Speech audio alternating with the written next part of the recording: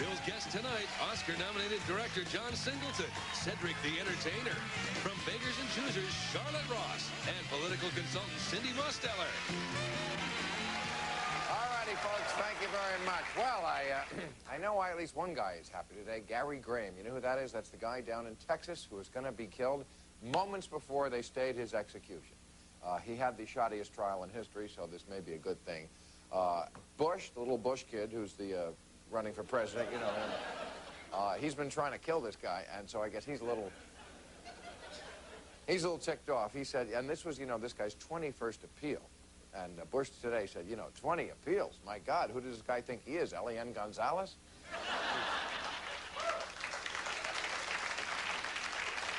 Well, I kid, Bush. But speaking of drugs, the Senate voted today to spend $1 billion. They've been talking about this for a while. Now they're going to go through it. $1 billion going to the country of Colombia for drugs, to fight drugs, that is. That's right. It's the State Department says this is strategic thinking, to stop the drugs there before they get to Whitney, Houston. I think that's probably, you know...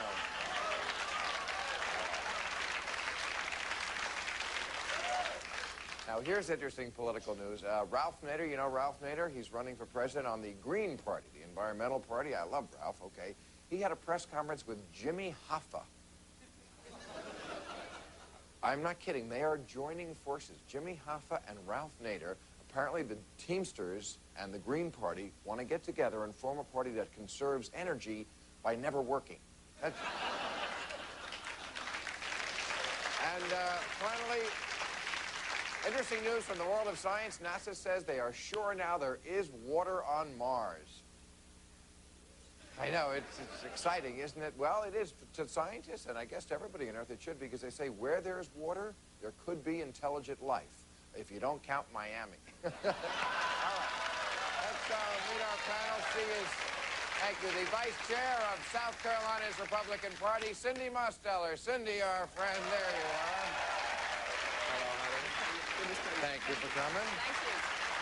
She is one of the fine stars of Beggars and Choosers, premiering on Showtime next Tuesday. Charlotte Ross, yeah. How are you? Nice to meet you. Thank you. One of the comedy minds behind the Kings of Comedy tour. He also is one of the stars of the Steve Harvey Show, Cedric the Entertainer. How are you, sir? Good to see you. And he is the Oscar-nominated director of Boys in the Hood. His new one is Shaft, pleasing booties in theaters everywhere. John Singleton, right over here.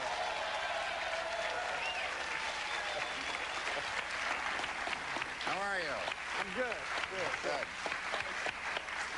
Excuse me, I was never good at the handshakes. I always admit that. I never was good at the handshake. You know the handshake. Yeah, no, there's many. I try to give it to you a couple of ways. You have. I cannot get. I can get everything else. I can't get the handshakes. Okay. I mentioned Bush in the monologue, as I often do. Derogatorily. Because he's so funny.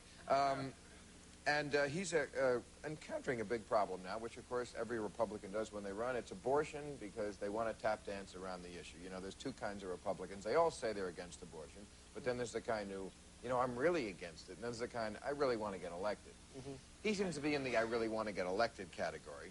I don't think that's inconsistent, and I don't think the Republicans are going to have a big discussion on the abortion issue this time. I think the plank's going to basically stay the same. Could I ask the question? Excuse me. That's okay. No. That's okay. Sorry. You go But ahead. in my opinion, Bill, about yeah. this whole abortion thing. No, what was the question? The question was, oh yeah, like those guys like Alan Keyes. Yeah. You know, those are the real anti-abortion guys. And I kind of respect them, because I don't even agree with them. But you know what? They do stick to their guns. They say this can't be compromised. And what they always compare it to is slavery. They say this is slavery. Slavery. Yes. They say this is an issue just like slavery was in the 19th century. Something you can't compromise, a moral issue, and I'm wondering if that's an apt analogy. I think it is an apt analogy. In 1857, the Dred Scott decision declared that a slave was not a human being. And in 1973, the Supreme Court declared that a whole class of human beings based on their existence, the unborn child is not a human being. Well, I think it goes back to, is the child a child when the egg and the sperm meet, which I think is just a topical issue from the beginning, or which trimester is the child a child? And it's a and huge so issue. I would ask And where do they meet? You And know, I mean, that matters. pro-choice. You know, if it's Pro-choice someplace sleazy, America. no. If they meet, like, you know, just accidentally, yeah. It is very much like slavery, because we discriminated against Oh, slaves come in the on. last century based on race and against the unborn child based on their existence. They're I not- don't agree. I don't agree, especially, you know, if you have a population of unborn children being born and then they have no place.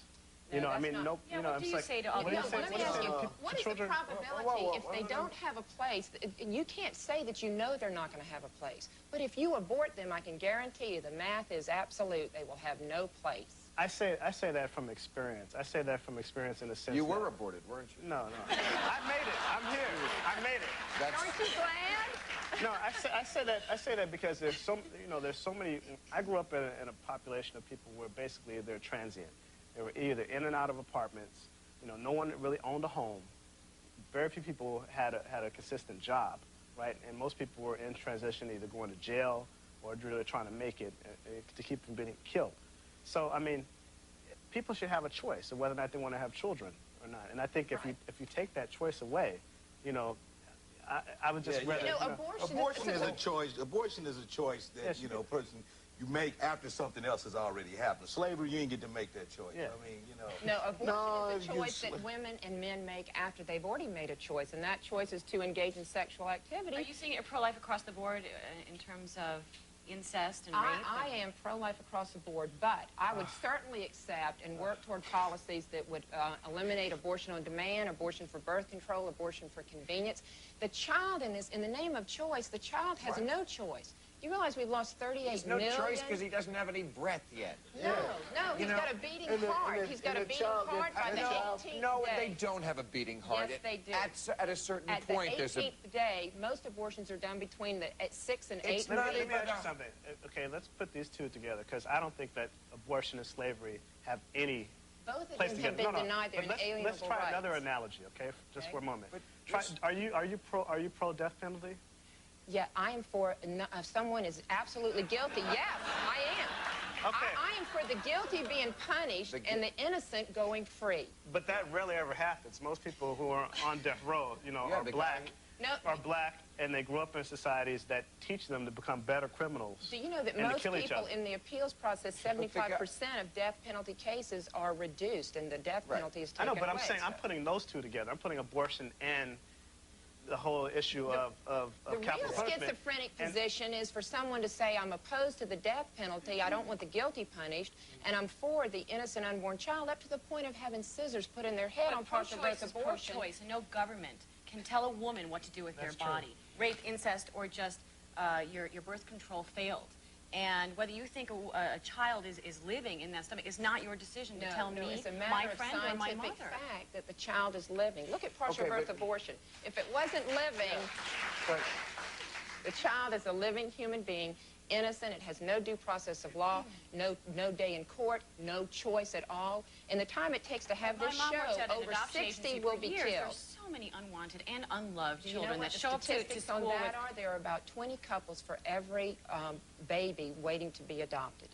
But those are numbers, and, you know, I mean, the statistics are good, but when you know the people, when you know situations, that's when you say that it's got to be a pro-choice. If you ever been with someone who had to have an abortion or know the reason why they had to have it, it's not about it was somebody waiting to adopt that child. These people, this child is little. The child has to be taken care of until it's a certain age. So this person, as an adult, has to make a choice. Do they want that responsibility? What about and can adoption? they? Why can't Then adoption be that may not be. And most people that do have abortions do not want to have them. It's a very difficult choice for most Right. people I out agree there. with that. And It these is. abortion clinics, 9 times out of 10, they convince people not to do it, and they show them their options and everything. Well, that's- and it's a Well, very, at and they least also there's an have birth option out control there. options for But women if of we- all I, ages. excuse me, have no option. I have to take a commercial. I have to abort this discussion right now.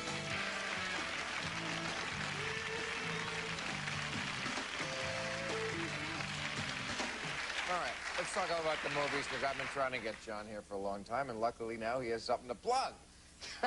So I got him here, and you're very shy about doing it, but it is it's a very entertaining movie, I'm telling you. It's action-packed, and it's car chases, and Sam Jackson, how can you go wrong? I went back and looked at The Old Chef, knowing you were coming, and I got to tell you something. It sucks. It just is unwatchable. It is slow. It is bad. It is that was another time, though, man. I mean, for that time, it was like... Oh, come on. It wasn't before sound and color. Nah. I'm telling you, it just stinks. Yeah, but at that time, that film was huge across the board. I mean, you know, it was a black man swaggering, you know, kicking ass, and talking to the, you know, talking mess to the cops, and like, you know, with a black woman in one place, and he go with a white woman in the shower. I mean, it was revolutionary. Yeah, he does get a white woman in the shower. Which I've been trying to do. And leather jackets. You know what I mean? It was before his time. Turtlenecks and leather jackets, that was big time stuff, man. But what I'm amazed at is the pacing. It just seems like our but that's minds because have movies evolved. have changed. Movies totally changed. I mean, you know, with the advent of MTV and you know, and just the attention span of an audience is just like, everybody's like, you know, they just want it quick. They want it. I've always said, or thought, you know what, that makes us worse. We don't have the attention span. But I watched that old Shaft, and I thought, no, maybe that makes us better. Because our minds are moving faster, we can take in more information. We live in a visual information age. I mean, people sit in front, and I know I do this, you know, I sit in front of cable TV, bop, bop, bop, bop, bop, you know, and I stop on one channel for a while, and then I go back to the next, and that's how it is. But we have more choices. I like about those movies, though, even in the 70s, though, the blaxploitation movie they try to talk about, they was heroes. The people had more redeeming qualities, even though, you know, I mean, in Superfly, he might have been a pimp, but... He's a pimp. He's a pimp who taught you something.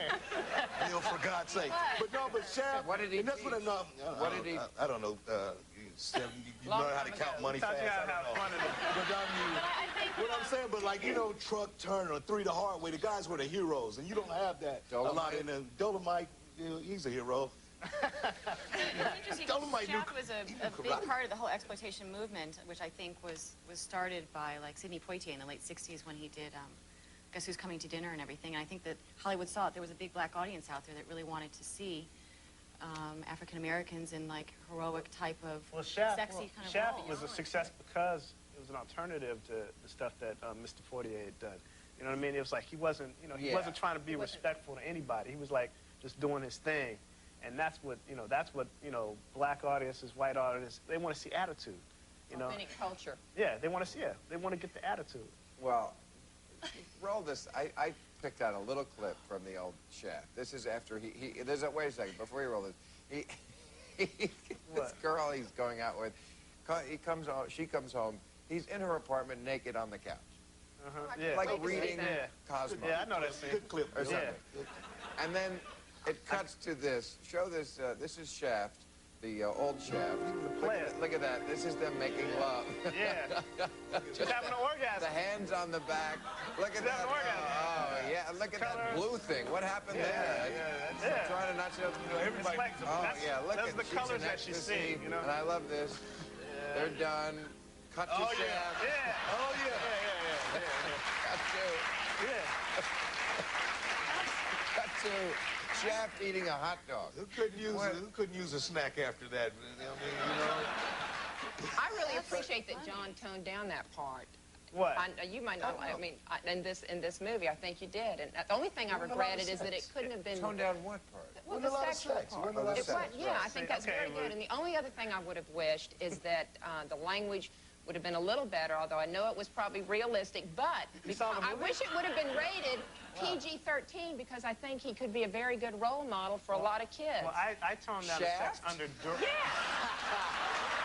If you tone down the language. Bill, he's a bad mother. If you took out that language. He's a bad mother lover. He's a bad mother. He had to be able to say that. Well, you know, really, of course, I'm from Charleston, but I think if Clark Gable could get us through the Civil War with only DAMN, that Shaft could probably have toned down a little bit, and we could have had kids. I don't give a damn. That was huge. It was like, wow. In the center, it's getting it past the center. Now it's like, I mean, Sam Jackson is the only actor that can really let, you know, you're going to bleep this. That's okay. Run off of his tongue, you know. He's the only really actor that can really say that. You know what I mean? You know? The problem is everybody else was saying it, and I just wish if it had been toned down, it could have been seen by... toned down, realistic, hood I think for decades that Hollywood did do that, so that it was more acceptable to a broader audience. I think they're too safe now. If I may relate the two subjects, don't you? I think there's a connection between the fact that you have your feelings about abortion in your world, where a child is always wanted, and the fact that you think that Shaft could get away with saying, "Hey, dude." You know, you know, it's like... If y'all would give me the rights for the unborn, then I'll give you all the bad language on Shaft you want. Well, there. See, we've made another deal. We got to take a break. We'll be right back.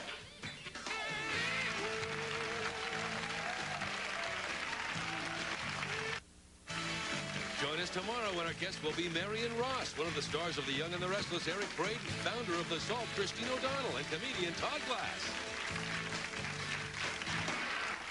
All right, here's something I wanted to mention before June let out, because it's the time of year when everybody's graduating from college, and President Clinton has been proposing, as he has quite often, $30 billion in tax break for college tuition, and I noticed on one of the Mrs. Jones commercials that we've made fun of here, because I don't like Mrs. Jones. What? Hey, that's man, my friend, man. Can you dig it? It's my homegirl. But she's totally full of Mrs. Jones. Why? Are you kidding? She's Mrs. Well, first of all, she says, why women athletes should make as much as male athletes. Why don't they? Their blood is as red. Yeah, but nobody wants to watch them. That's not true. What? No, that's not true. Basketball. Well, but she's... There's women want to watch women athletes. Well, little girls want to watch women athletes. But Mrs. Jones is saying women athletes should get paid as much as male athletes. I absolutely and you agree. know that's not how show business works. I don't think it'll ever work like that, but I think that they should get paid. I mean, that's why they should be paid consummate to how, whatever their draw is. That's what they're getting. 20 grand. But that's not what Mrs. Jones is saying. Mrs. Jones is saying they try just as hard. They should get as much money. Well, that's not right. Republicans wouldn't stand for that. Right. Right. Well, anyway, the other Mrs. Jones commercial says everybody should go to college, and that's what Clinton is saying, is that everybody should go to college, which I think is also crazy. Yeah. Not everybody should go to college. You went to college. Yeah, I did, sure. He didn't finish college, but he went to college. Yeah, if somebody knows how to make a bomb in high school, I don't think they should go to college. I think they should stop their educational growth somewhere in there. Don't get any further demented if you're already like blowing up high schools. Higher education. Higher education should stop on some level. Some people, it's a privilege, not a right. But some people should have. I mean, everybody should have the opportunity not only to get a free education in this country, that's not also what to get saying. a free. We're not talking about opportunity. What are you talking about? Well, she's saying that it's mandatory and it should be done. And I think that that's probably a blanket statement. It's not true with everybody. I mean, my father went to Princeton and Harvard, and so did the rest of my family, and they put a lot of pressure on me to follow in those footsteps. I didn't go to college. I knew I wanted to be an actress when I was very young. And I continued studying, and I actually started working when I was young, and I still study to this day, and I think there's different types of careers that have specific types of training, whether it's in the computers, for example, and there's lots of community colleges that aren't as expensive as some of the liberal arts schools that you can go to. I agree with that, but you're successul in a whole other regard. Like, a cat like me, I wouldn't be making movies right now if I didn't go to college. But that's if I said, hold on. You're not everybody. No, I'm saying, no matter how talented, skills. whatever I thought I was or whatever, if I hadn't gone to USC in film school, I wouldn't be making movies. I wouldn't have made Boys in the Hood. I wouldn't have made Shaft. So I think that everybody should have... the school give you the opportunity to have the tools to do it? I think you in the South, what we really deal with is we have such a low rate of people completing high school that oftentimes a student hasn't finished enough school to really know if he wants to take advantage of the opportunity to go to college. And I think that's one place we should really concentrate, because I think people should have that opportunity. But in the South, for example, in my state, 74% finish high school. That leaves a significant part. To some people, the only way that they can move up, unless they're Kobe Bryant, you know what I mean, or Bill Gates, or Master P. Bill Gates didn't finish college. Yeah, but he went to Harvard for a little while, right? But nowadays you need the skills that college offers. College doesn't teach skills.